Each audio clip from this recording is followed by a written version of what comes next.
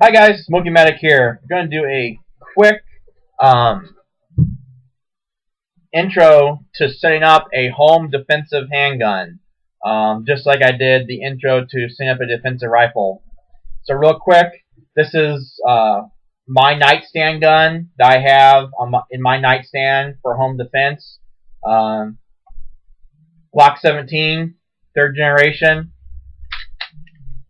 no mag, chamber's clear. Um, what do you need? You need a quality handgun, Glock, Smith Wesson MP, Springfield XDs, even though I don't like them, SIG, CZ, FN makes some great handguns nowadays. I prefer striker fire handguns personally. Beretta, new or used. But this Glock is my choice. So what do you need? Pretty much any of those choices out of the box are perfectly fine for defense.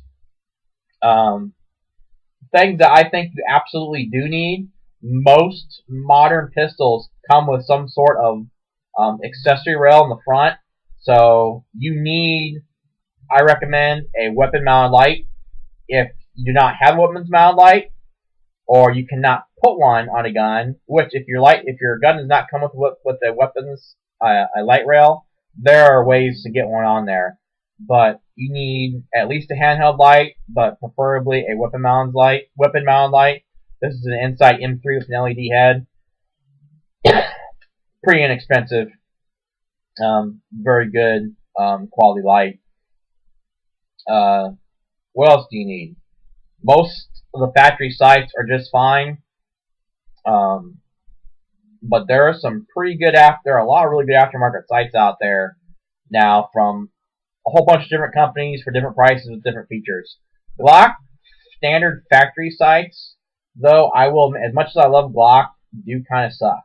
They're polymer, they're soft, and if you train with the gun, use the gun, carry the gun, they're going to get boogered up, fall out, or get sheared off.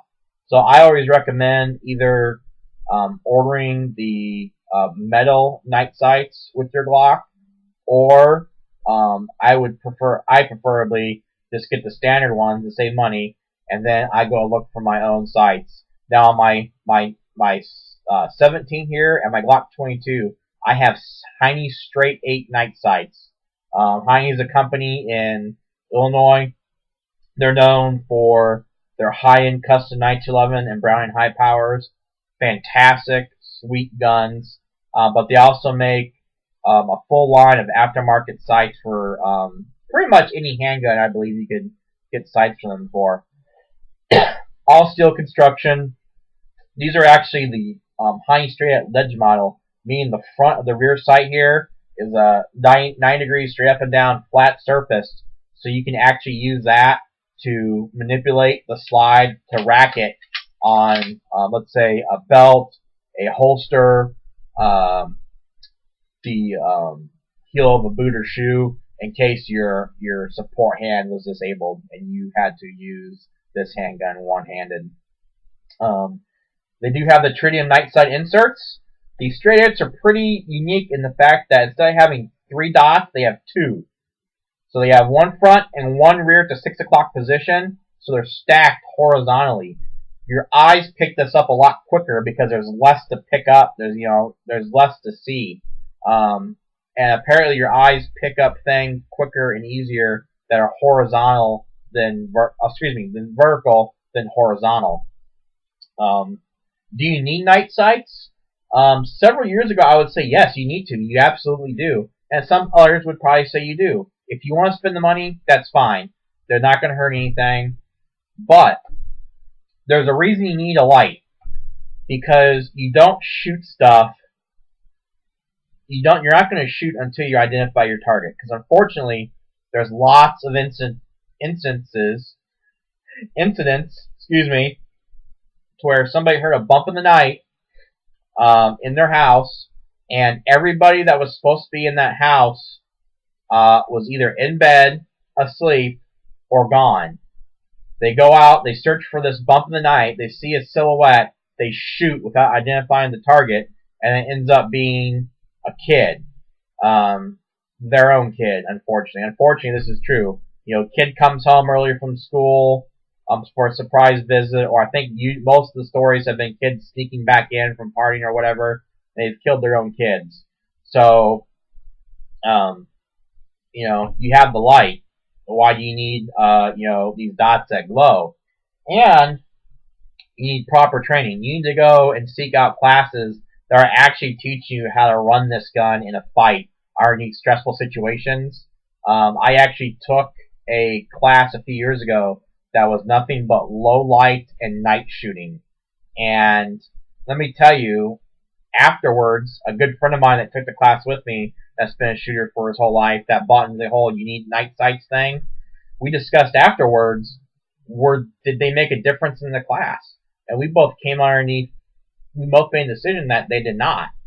Because you were flipping that light on to identify your target. Again, if you want them, you want to pay for them, go for it. I'm just letting you know that you can get really good sights for cheaper without those tritium inserts because they do cost a little extra money. But that's here nor there. What else do you need? Okay, so you need to spend the money on the training. You need to spend money on training ammunition and a good defensive ammunition. Plenty out there. Easy to do your research and pick out what you want. Spare quality magazines. You're really not going to get any better than just the factory mags you get from whatever manufacturer your gun's from. A lot of aftermarket mags they're crap, really. You really can't rely on them. Just buy factory Glock mags, factory Smith & Wesson, whatever manufacturer you have. That's really all you need. I have done some other things to this gun just because I am a tinkerer and I just couldn't help myself. I've taken skateboard tape or the grip tape you put like on your the stairs that's got the sandpaper feel. I have on the 12 o'clock on the slide and at the 9 and 3 o'clock just for extra grip. You can also use that to run across your pant leg too. If you're only doing one hand manipulations as well. So this is good for if your hands are wet, water, bleeding mud, whatever. And I've also done some grip work myself to this gun. I know I took down and rounded off the finger grooves about 50% to make it a little more comfortable for me. Not that there was anything wrong in the first place.